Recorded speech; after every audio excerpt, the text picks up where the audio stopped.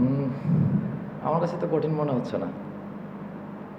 আপনার কাছে যদি মনে হয়, না মনে হয় না, আহ, জাস্ট জিজ্ঞেস না, করছি। আমার কাছে কঠিন মনে হচ্ছে না, কারণ এটা তো একটা এটাও তো একটা পার্ট অফ লাইফ না। আসতে তো হবেই কাউকে নয় কাউকে। ওখানে কি বাংলাদেশ ম্যাচটা পিছিয়ে গেল কিনা শুরু থেকে? হ্যাঁ, দেখেন, যদি আমাদের একটা বড় পার্টনারশিপ হতো তাহলে খেলাটা অন্যরকম হতো, কারণ আলটিমেটলি খেলাটা দেখেন আমরা বেশি রানে মানে বেশি ব্যবধানে হারিনি তো। জাস্ট একটা পার্টনারশিপ, ইভেন আমি আর জাকের আলী যখন ব্যাটিং করছিলাম তখনও যদি আমাদের একটা পার্টনারশিপ 70-80 একটা পার্টনারশিপ হতো তাহলে হয়তো বা অন্যরকম একটা সিনারিও হতে পারতো। হৃদয়, মানে ইনিংস ব্রেকে আলোচনাটা কি ছিল? মানে 180 অর চেয়েছিল বাংলাদেশ, কোনো দেশের মানে 165 রানের বেশি চেস করতে পারে নাই, বাট আপনাদের আসলে কি ছিল? উইকেট তো মনে হয় খুব ভালো ছিল। না, এখন অবশ্যই উইকেট অনেক ভালো। ওরা ভালো খেলেছে, আমরা ভালো করতে পারিনি। উইকেটের কোনো এখানে দোষ দিয়ে লাভ নেই। আমরা নিজেরাই আমাদের এক্সিকিউশনটা ভালো করতে পারিনি।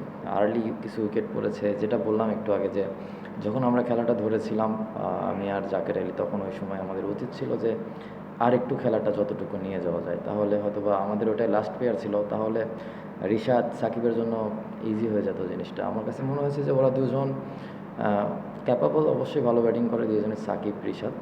কিন্তু ওরা যদি আর একটু লেটে আসতো, আরও ধরেন 4-5 ওভার আছে এরকম সময় যদি আসতো তাহলে তখন খেলাটা অন্যরকম হতো। বিশ্বকাপের খুব বেশি বাকি নেই, মানে 2টা ম্যাচ বাকি আছে টিম কম্পিটিশন সাজানোর জন্য। মানে ইউ থিঙ্ক যে আসলে দল তিনটা সিরিজ জয়, এশিয়া কাপেও অল্পের জন্য আমরা ফাইনাল খেলতে পারিনি, ভালো ক্রিকেট খেলছি। কিন্তু এরপরই যেন ছন্দপতন, বিশ্বকাপের আগে এরকম আমার 4টা ম্যাচে হারার উপস্থিতি, তাও আবার ঘরের মাঠে, এটা কি আসলে বিশ্বকাপের আগে অ্যালার্মিং কিনা দলের জন্য, বা সাইকোলজিক্যালি কি একটু ডাউন রাখবে কিনা? যেটা বললেন, টিমটা ভালো ছিল, এখনও ভালোই আছে। আহ, আমরা কখনো কেউ ভাবছি না যে টিম আমাদের ডাউন হয়ে গেছে। এটা T20 ফরম্যাটে আমরা তো টানা 4টা সিরিজ জিতেছি। 1-2টা সিরিজ বা 4-3টা ম্যাচ হতে পারে। T20 খেলাটা মোমেন্টামের খেলা। আমরা হারছি, আবার যখন দেখবেন যে নেক্সট ম্যাচ থেকে ইনশাল্লাহ যদি আমরা জেতা শুরু করি তাহলে দেখবেন আবার আসলে আপনার জন্য ভালো, যেটা টিমেরও কাজে লাগবে। আমার কাছে তো এরকম মনে হয়নি, কারণ ক্রিকেট খেলা তো শুধু আমার একার খেলা না। আমি ওখানে ওপরে ব্যাটিং করেছি, ওখানে ব্যাটিং করে এখানে ন্যাশনাল টিমে এসে মিডলে খেলছি। দেখেন, যেহেতু এটা টিম গেম, আমার ওপরে তো এই মুহূর্তে খেলার মতো আসলে কোনো জায়গা নেই। এবং আপনারাও অনেকে হয়তো ভাবেন আমি টিমেই থাকার মতো না। তো ভাই, আমি যেখানে আছি আলহামদুলিল্লাহ ভালো আছি। যারা প্লেয়াররা আছে ওরা অনেক ভালো টাচে আছে। আম, সবাই খুব ভালো শেপে আছে, পারফর্মও করছে যদি আপনারা ভালোভাবে দেখেন। তো এটা নিয়ে কোনো আফসোস নাই। আসলে দিন শেষে এত আফসোসের কিছু নাই। এটা পার্ট অফ লাইফ। চেষ্টা করি যখন যেখানেই সুযোগ পাই যতটুকু কন্ট্রিবিউট করতে পারি টিমকে। হৃদয়, না, আমার কাছে যেটা মনে হয় টোটালি চিন্তা ভাবনায়, এমন না যে আমরা করতে পারি না, আমরা করেছি এবং আমরা 200 রানও করেছি এবং 200 রান করেও আমরা হয়তো ওই ম্যাচটা হেরেছি।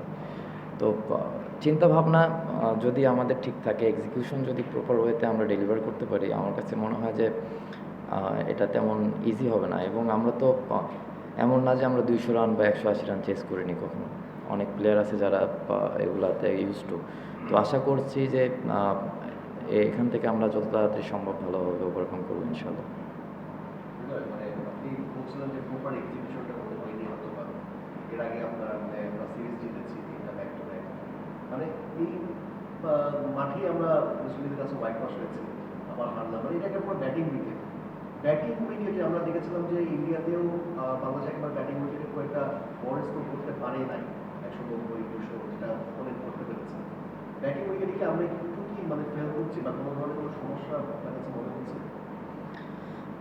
দেখেন, যখন আমরা রান করবো না তখন তো এটা মনে হবেই। যেটা বললাম একটু আগে যে আমাদের নিজেদের ওপরে সেই বিশ্বাসটা রাখতে হবে এবং আমরা অবশ্যই সবাই চাই, হয়তো বা এক্সিকিউশন হচ্ছে না, কিন্তু আলটিমেটলি আমাদের দায়িত্ব নিতে হবে। এর থেকে আমি আর বেশি কিছু বলতে পারছি না। ভাই যেটা জিজ্ঞেস করলো যে মেড ইনিংসে যেটা আপনারা ফলো করতে চাচ্ছিলেন। না, যখন আর্লি কিছু উইকেট আমাদের কোলাপস করেছিলাম তখন তো নর্মালি একটু সময় নিয়েছে। পরে যখন, যেটা একটু আগেও ক্লিয়ার করেছি যে আমি আর জাকের যখন পার্টনারশিপ করেছিলাম তখনই ওই সময়টা ছিল মোমেন্টাম, মানে ওই সময়টা আমাদের মোমেন্টামটা আমাদের ঘরে এসেছি বা আমরা সেটা ক্রিয়েট করেছিলাম। ওখান থেকে যদি আমরা একটা পার্টনারশিপ করতে পারতাম তাহলে খেলাটা অন্যরকম হতে পারতো। Last two question. ইমপ্রুভমেন্টের জায়গা দেখেন কি face করবেন? আপনি আপনার জায়গা থেকে সমালোচনা করবেন, এটা তো স্বাভাবিক।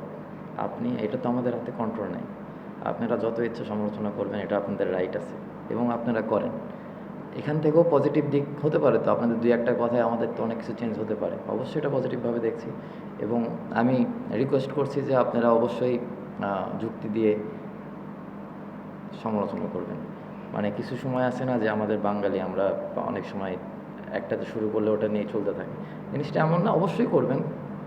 আমি চাই আপনারা করেন, যে এখান থেকে তো অনেক কিছু আমাদের মেসেজ আমরাও পেতে পারি যদি ভালো কিছু হয়।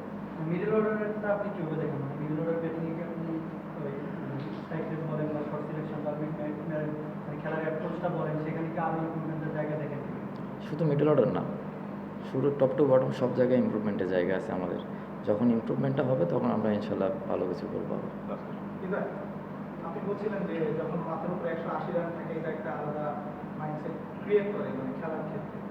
আজকে আর টসটাও আমরা জিতেছিলাম, মানে ব্যাটিং আগে না নেওয়াটা আয়ারল্যান্ডের সাথে মাঠে, এই পরিকল্পনাটা আসলে দেখেন, আমরা চেজে কি খুব ভালো করেছি লাস্ট কিছুদিন? আসলে আমার কাছে মনে হয় না যে আমরা খুব ভালো করেছি। তো আমাদের তো এই জিনিসগুলো আয়ারল্যান্ড টিমের সঙ্গে যদি না করি তাহলে কার সঙ্গে করবো?